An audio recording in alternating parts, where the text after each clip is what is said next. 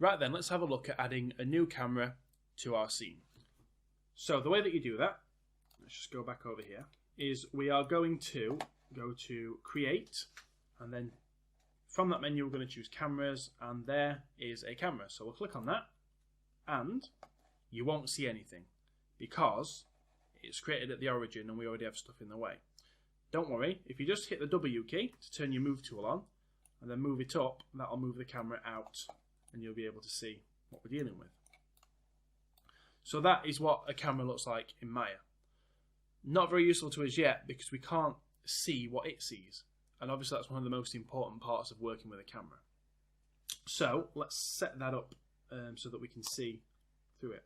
So if you tap your spacebar like I just did there, that will bring up your 4-view, and these are your orthographic views. What we're going to do is sacrifice one of these so that we can animate with it. I think the one that I want to sacrifice, I want to keep my top one because it's quite good for positioning the camera. I think I'm going to sacrifice this front one here. So in order to change this view to what this camera can see, you click on Panels, Perspective, because it's a perspective camera, and then you choose the camera that you want to see through. And there it is. Now, what that's done is made me realise that I haven't renamed this camera.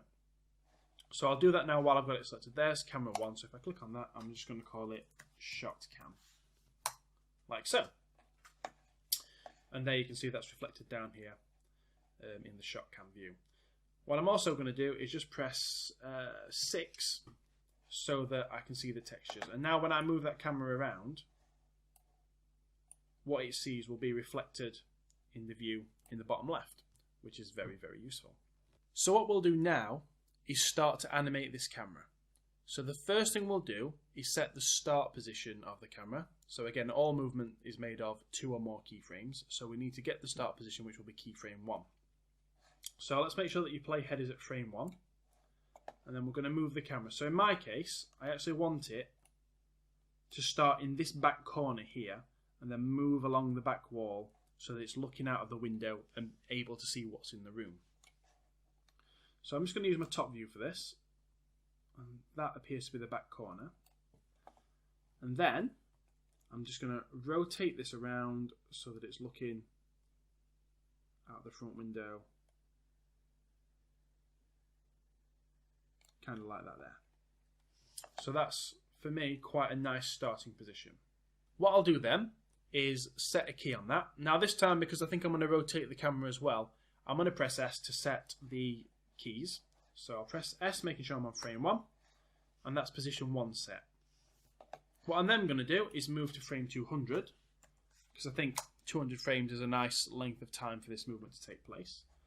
And then I'm going to move the camera over to the other corner and rotate it around slightly, just so that it can see out the window still. So it'll almost keep this projector in view for more of the shot. And when I'm happy with the position, I'll press S again, and that's it. That's all there is to it.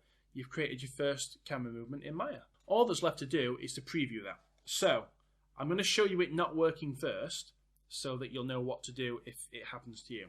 So if you've been working in this view, or the top view, so I'll do this view for instance, and I play this camera movement, you'll see here the camera's moving, but nothing is happening here. So that might fool you into thinking that you've not animated something properly. But that's not the case. The reason is that you should be able to see a light grey square around this view, and that's telling you that that's the active view.